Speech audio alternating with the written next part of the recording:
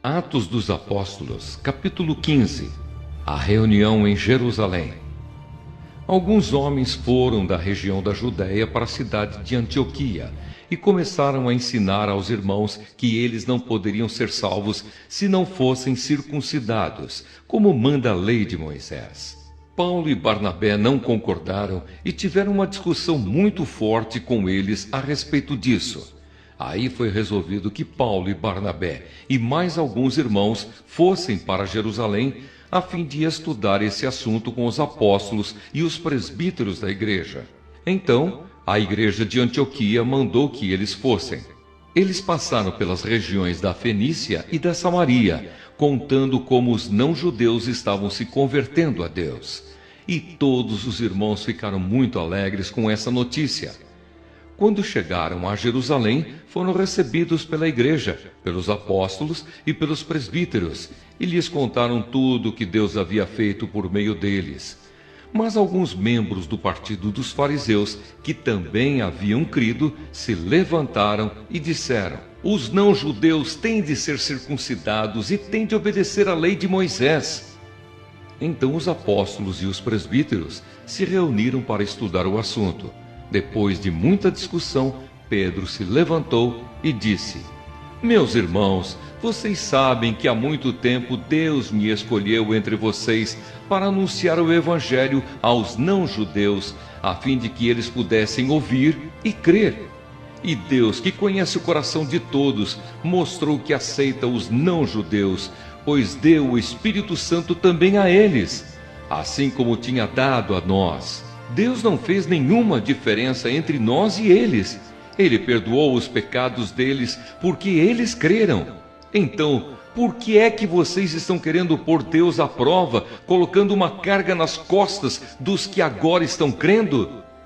E essa carga nem nós, nem os nossos antepassados pudemos carregar. Pelo contrário, por meio da graça do Senhor Jesus, nós, judeus, cremos e somos salvos, do mesmo modo que os não-judeus. Então todos os que estavam ali ficaram calados e escutaram Barnabé e Paulo contarem todos os milagres e maravilhas que Deus tinha feito por meio deles entre os não-judeus. Quando eles terminaram de falar, Tiago disse: meus irmãos, escutem. Simão acabou de explicar como Deus primeiro mostrou seu cuidado pelos não-judeus, escolhendo do meio deles um povo que seria dele. As palavras dos profetas estão bem de acordo com isso, pois as Escrituras Sagradas dizem: depois disso eu voltarei, diz o Senhor, e construirei de novo o reino de Davi, que é como uma casa que caiu. Juntarei de novo os pedaços dela e tornarei a levantá-la. Assim todas as outras pessoas, todos os outros povos que eu chamei para serem meus, vão procurar conhecer o Senhor. Assim diz o Senhor, que anunciou essas coisas desde os tempos antigos. E Tiago continuou: a minha opinião é esta. Eu acho que não devemos atrapalhar os não-judeus que estão se convertendo a Deus.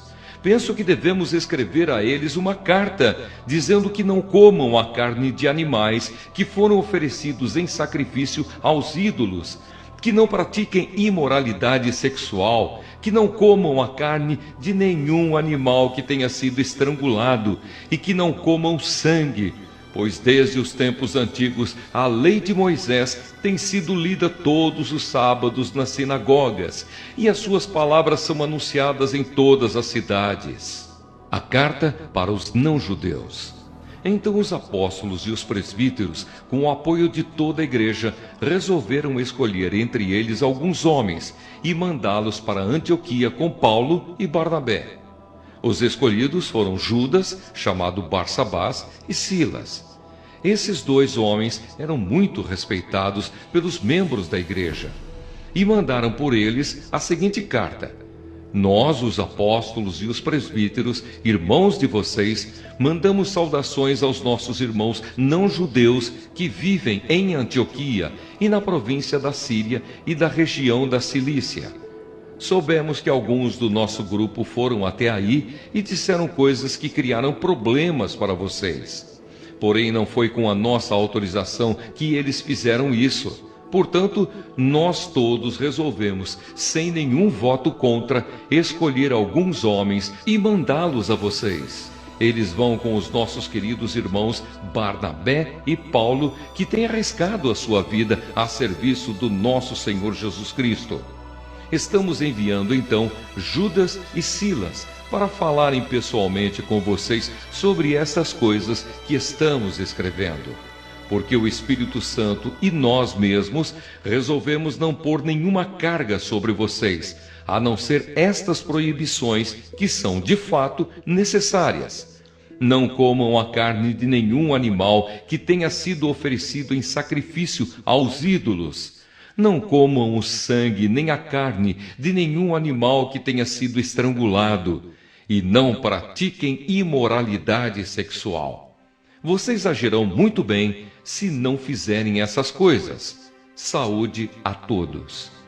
Então mandaram que os 4 partissem, e eles foram para Antioquia. Lá reuniram os cristãos e entregaram a carta. Quando estes a leram, ficaram muito alegres com as palavras de ânimo que havia nela. Judas e Silas, que eram profetas, falaram muito com os irmãos, dando-lhes assim ânimo e força. Eles passaram algum tempo ali e depois os irmãos, fazendo votos de boa viagem, os mandaram de volta para aqueles que os tinham enviado. Porém Silas achou melhor ficar ali. Mas Paulo e Barnabé ficaram algum tempo em Antioquia. Eles e muitos outros cristãos ensinavam e anunciavam a palavra do Senhor.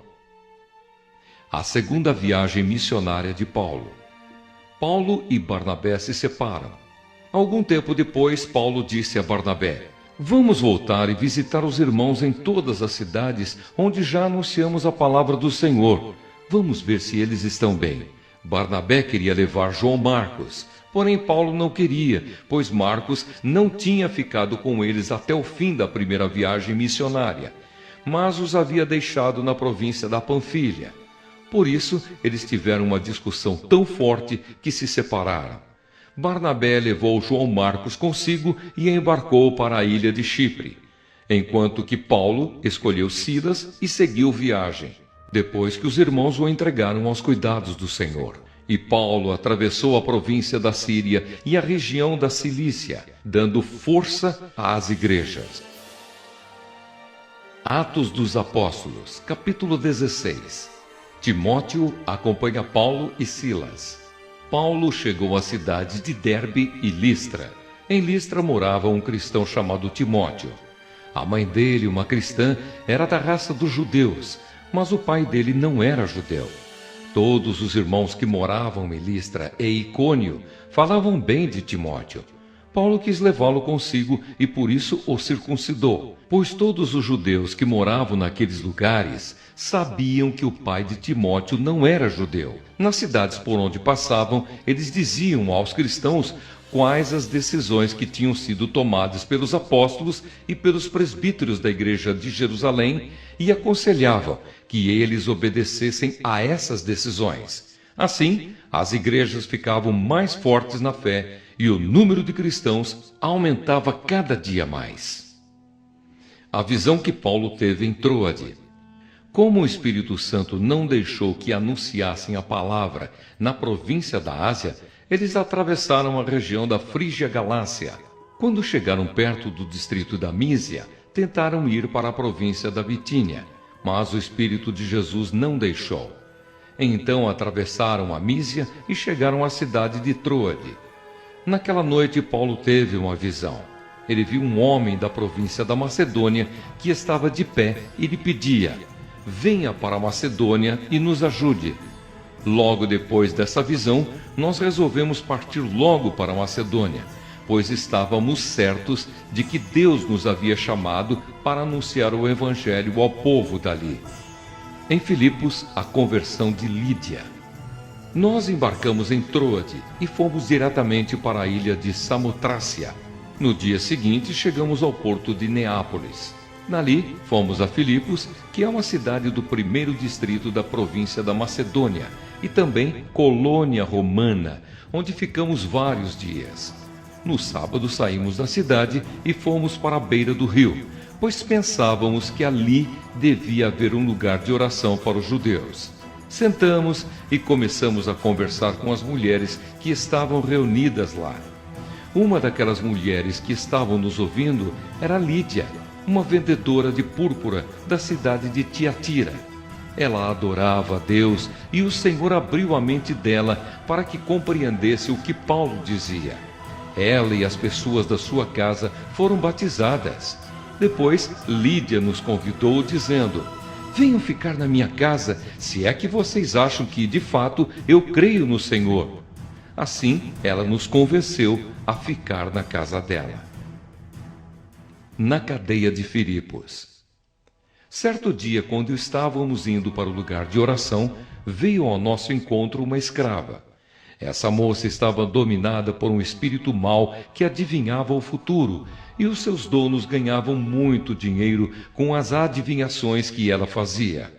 A moça começou a nos seguir, gritando assim: estes homens são servos do Deus Altíssimo e anunciam como vocês podem ser salvos. Ela fez isso muitos dias. Por fim, Paulo se aborreceu, virou-se para ela e ordenou ao espírito: pelo poder do nome de Jesus Cristo, eu mando que você saia desta moça. E no mesmo instante o espírito saiu. Quando os donos da moça viram que não iam poder mais ganhar dinheiro com as adivinhações dela, agarraram Paulo e Silas e os arrastaram até a praça pública diante das autoridades. Eles os apresentaram a essas autoridades romanas e disseram: estes homens são judeus e estão provocando desordem na nossa cidade. Estão ensinando costumes que são contra a nossa lei. Nós que somos romanos não podemos aceitar esses costumes. Aí uma multidão se ajuntou para atacar Paulo e Silas. As autoridades mandaram que tirassem as roupas deles e os surrassem com varas. Depois de baterem muito neles, as autoridades jogaram os dois na cadeia e deram ordem ao carcereiro para guardá-los com toda a segurança. Depois de receber essa ordem, o carcereiro os jogou numa cela que ficava no fundo da cadeia e prendeu os pés deles entre dois blocos de madeira. Mais ou menos à meia-noite, Paulo e Silas estavam orando e cantando hinos a Deus, e os outros presos escutavam. De repente, o chão tremeu tanto que abalou os alicerces da cadeia. Naquele instante, todas as portas se abriram e as correntes que prendiam os presos se arrebentaram. Aí o carcereiro acordou. Quando viu que os portões da cadeia estavam abertos, pensou que os prisioneiros tinham fugido.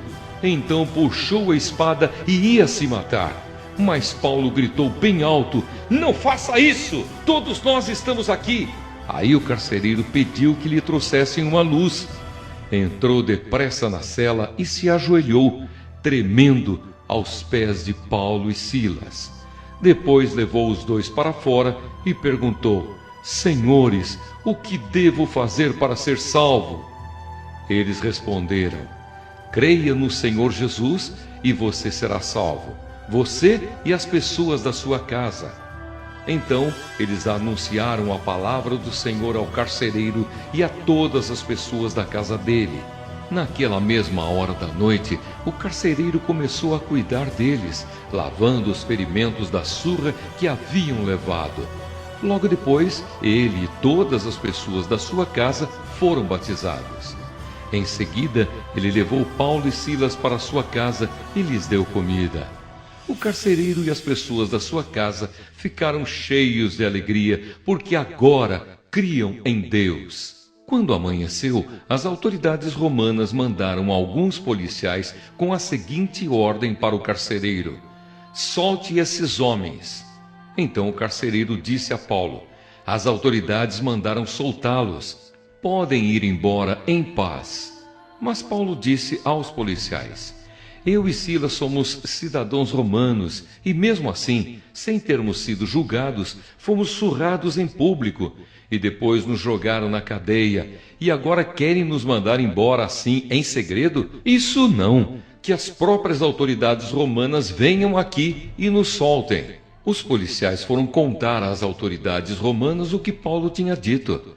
Quando as autoridades souberam que Paulo e Silas eram cidadãos romanos, ficaram com medo e foram lhes pedir desculpas. Então, os tiraram da prisão e pediram que fossem embora da cidade.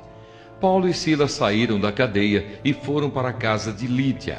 Ali, encontraram-se com os irmãos, animaram a todos e depois foram embora.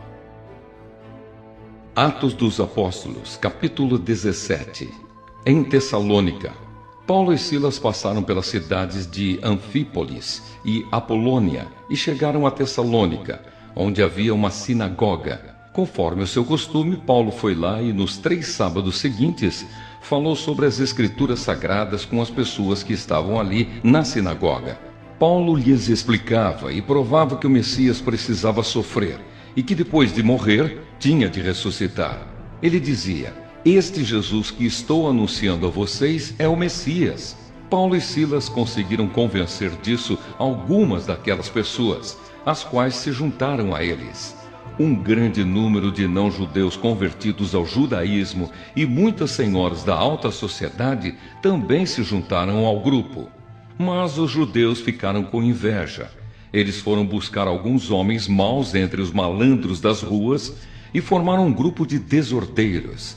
Estes fizeram muita confusão na cidade e atacaram a casa de Jasão, procurando Paulo e Silas a fim de os levar para o meio do povo.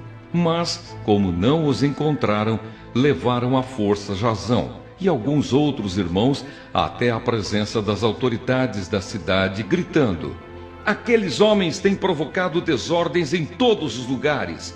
Agora chegaram até nossa cidade e Jasão os hospedou na casa dele. Eles estão desobedecendo às leis do imperador romano, dizendo que existe outro rei chamado Jesus." Tanto a multidão como as autoridades ficaram agitadas quando ouviram essas palavras.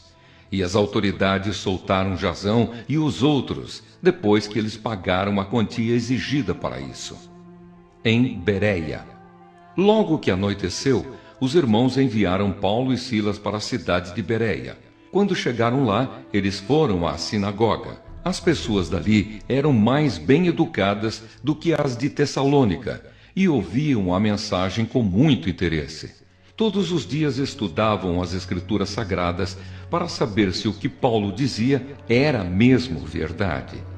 Assim, muitos judeus naquela cidade creram, e também não-judeus, tanto mulheres da alta sociedade como também muitos homens. Mas quando os judeus de Tessalônica souberam que Paulo tinha anunciado a palavra de Deus também em Bereia, foram até lá e começaram a agitar e atiçar o povo contra eles. Então os irmãos enviaram Paulo imediatamente para o litoral. Porém, Silas e Timóteo ficaram em Bereia. Os irmãos que protegiam Paulo o levaram até a cidade de Atenas. Depois voltaram para Bereia, levando um recado de Paulo. Ele pedia que Silas e Timóteo fossem encontrá-lo em Atenas o mais depressa possível. Em Atenas. Enquanto estava esperando Silas e Timóteo em Atenas, Paulo ficou revoltado ao ver a cidade tão cheia de ídolos. Ele ia para a sinagoga e ali falava com os judeus e com os não-judeus convertidos ao judaísmo. E todos os dias na praça pública ele falava com as pessoas que se encontravam ali. Alguns professores epicureus e alguns estoicos discutiam com ele e perguntavam: "O que é que esse ignorante está querendo dizer?" Outros comentavam: "Parece que ele está falando de deuses estrangeiros." Diziam isso porque Paulo estava anunciando Jesus e a ressurreição. Então eles o levaram a uma reunião da Câmara Municipal e disseram: "Gostaríamos de saber que novo ensinamento é esse que você está trazendo para nós? Pois você diz algumas coisas que nos parecem esquisitas, e nós gostaríamos de saber o que elas querem dizer." É que todos os moradores de Atenas e os estrangeiros que viviam ali gostavam de passar o tempo contando e ouvindo as últimas novidades. Então Paulo ficou de pé diante deles na reunião da Câmara Municipal e disse: "Atenienses, Vejo que em todas as coisas vocês são muito religiosos. De fato, quando eu estava andando pela cidade e olhava os lugares onde vocês adoram os seus deuses, encontrei o altar em que está escrito: ao Deus desconhecido. Pois esse Deus que vocês adoram sem conhecer é justamente aquele que eu estou anunciando a vocês. Deus que fez o mundo e tudo o que nele existe é o Senhor do céu e da terra, e não mora em templos feitos por seres humanos. E também não precisa que façam nada por ele, pois é ele mesmo quem dá a todos vida, respiração e tudo mais.